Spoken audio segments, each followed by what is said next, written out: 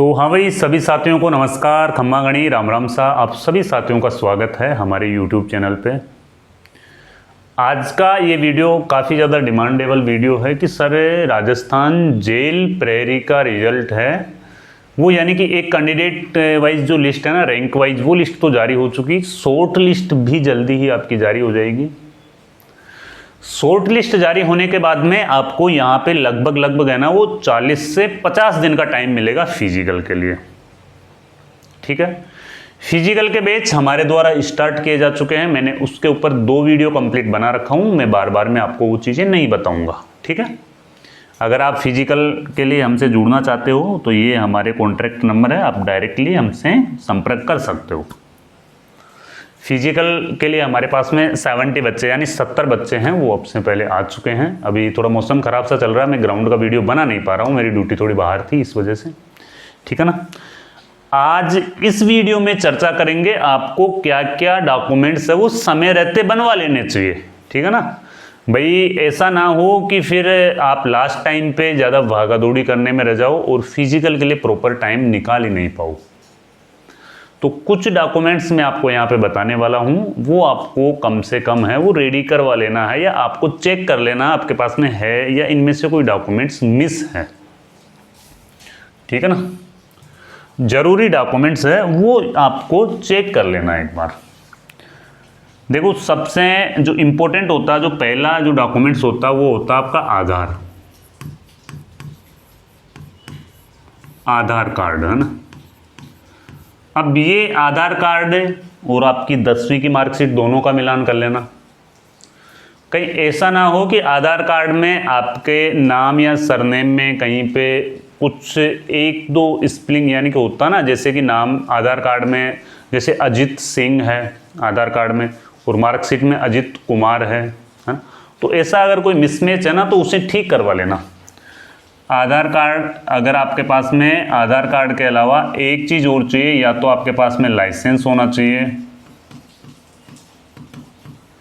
या फिर आपके पास में पैन कार्ड होना चाहिए, या फिर वोटर कार्ड होना चाहिए ना। ये भी आप इंश्योर कर लेना भाई, आधार कार्ड है, आधार कार्ड के अलावा इन 3 आईडियों में से कोई एक आईडी होनी चाहिए, या वोटर कार्ड होना चाहिए, या पैन कार्ड या लाइसेंस। आधार कार्ड जरूरी है ना, लेकिन सबसे इंपॉर्टेंट आधार कार्ड है। फिर दूसरा आ जाता है आपका आधार कार्ड के बाद में 10वीं की मार्कशीट।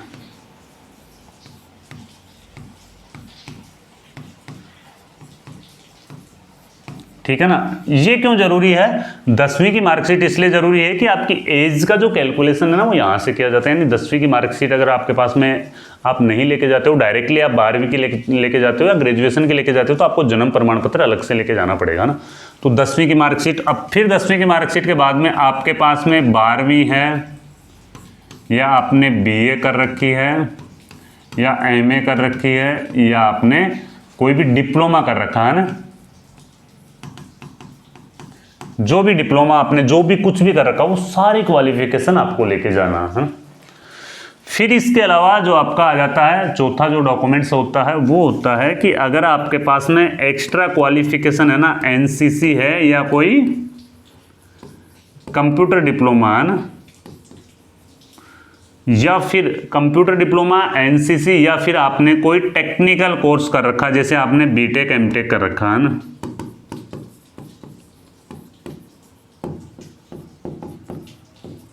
अगर आपने कोई BTech MTech वगैरह कर रखा है तो वो आपको जरूर भी लेके जाना है ना।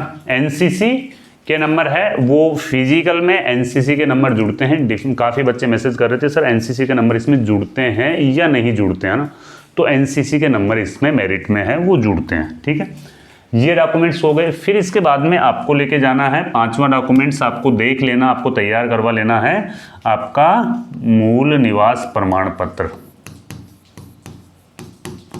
मूल निवास प्रमाण पत्र, ये कितना भी पुराना हो चल जाएगा। इसके बाद में जाति प्रमाण पत्र,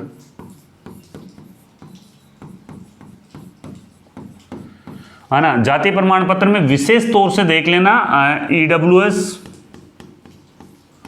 MBC, ये कैंडिडेट्स थोड़ा देख लें, इनका नवीनतम होना चाहिए, है ना, जाति प्रमाण पत्र होना जरूरी है, जब भी आपको छूट मिलेगी। ओबीसी वाले भी देख लें, अगर आपके पास में जाति प्रमाण पत्र नहीं है तो फिर आपकी जो मेरिट है आपको जनरल में क्वालिफाई करना पड़ेगा ना, तो एक बार जाति प्रमाण पत्र भी जरूरी है ना। सातवां आपका जो डॉक्यूमेंट्स है वो यहाँ पे है चरित्र प्रमाण पत्र।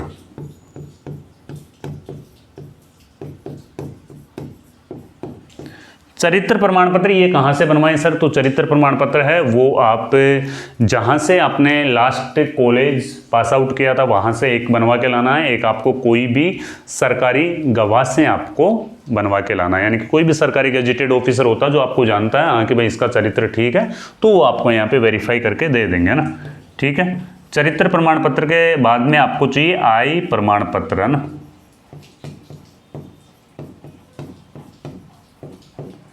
चरित्र प्रमाण पत्र के बाद में आपको चाहिए यहाँ पे आय प्रमाण पत्र, आय प्रमाण पत्र के बाद में आपको चाहिए शपथ पत्र। अब ये शपथ पत्र देखो अलग अलग हो सकते हैं, ठीक है ना। मैरिड सर्टिफिकेट, अगर आप मैरिड हो तो मैरिड सर्टिफिकेट बनवा के लेके जाना है, मैरिड शपथ पत्र, है ना। अगर आपने भरा है, आप मैरिड हो तो आप मैरिड सर्टिफिकेट जरूर बनवा के लेके जाएं। इनके अलावा कुछ शपथ पत्र ऐसे होते हैं कि हाँ कि मैं कभी दहेज नहीं लूंगा, अनमैरिड लोग होते हैं ना, उनके लिए होता है कि हाँ मैं कभी दहेज नहीं लूंगा भविष्य में, मैं कभी धूम्रपान का सेवन नहीं करूंगा, है ना। तो उन सारी चीज़ों के भी कुछ शपथ पत्र है वो आपको बनवा के लेके जाना है, ठीक है। इसके अलावा अगर आपके पास में कोई और भी, जैसे सरदार पटेल पुलिस यूनिवर्सिटी का डिप्लोमा है तो डिप्लोमा भी आपको ज़रूर शो करना है। और साथ में जो सबसे इम्पोर्टेंट है वो देखो एडमिट कार्ड आते हैं, ये सारी चीज़ें आपको कंफर्म वैसे हो जाएगी, है ना। एक आपको मेडिकल फिटनेस प्रमाण पत्र, है ना, जो आपको आपके तहसील लेवल का जो भी आपका सरकारी चिकित्सालय है या आपके कस्बे में कोई सरकारी चिकित्सालय, वहाँ पर जाओगे आप, एक फॉर्म लेके जाओगे, फॉर्म भर के दोगे, डॉक्टर साहब आपके नॉर्मल से चेकिंग करेंगे, जो भी आपका नॉर्मल टेस्ट होगा वो टेस्ट करके फिर आपको फिटनेस प्रमाण पत्र है वो जारी कर देंगे। उसका मतलब ये होता है कि हाँ कि भाई आप रनिंग करने के लिए, आप जो 5 किलोमीटर की रनिंग करने जा रहे हो ना, आप रनिंग करने के लिए यहाँ पे फिट हो, है ना, तो उसको लेने का मतलब ये होता है, ठीक है। ये सारे डॉक्यूमेंट्स एक बार आप आपके चेक कर लेना आपके पास में है या नहीं है, और इसकी जो कंफर्म वीडियो है वो आपका जब एडमिट कार्ड जारी होगा उसके बाद में मैं एक वीडियो है बना दूंगा, ठीक है ना। अब इसमें कोई ज़्यादा संशय नहीं होना चाहिए। फिजिकल की तैयारी अगर आपकी रैंक आपकी कैटेगरी के अनुसार अगर आप 10 गुना में आ रहे हो तो तैयारी आपको करनी चाहिए, है ना। और जिनकी रैंक यानी कि अच्छी टॉप रैंक है उनको तो तैयारी करनी है, 6000 7000 तक जिनकी रैंक है उनका तो चांस कहीं ना कहीं बनता है, तो अच्छे से इसकी तैयारी करो।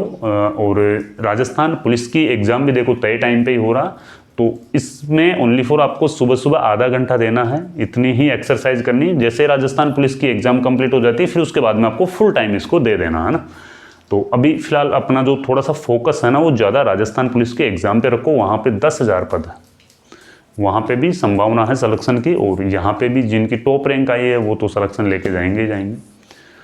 ठीक है, मिलते हैं फिर कोई नए वीडियो में नई जानकारी के साथ में। जब तक के लिए जय हिंद, जय भारत।